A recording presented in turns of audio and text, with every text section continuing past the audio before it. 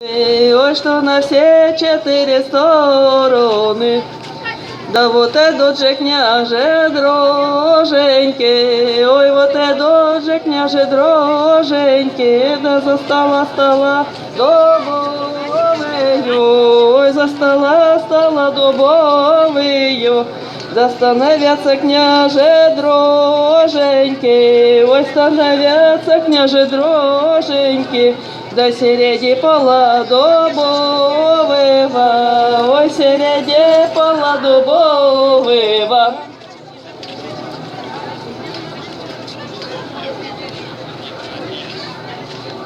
Уважаемые гости, здесь и сейчас вы наблюдаете обряд обрежения невесты.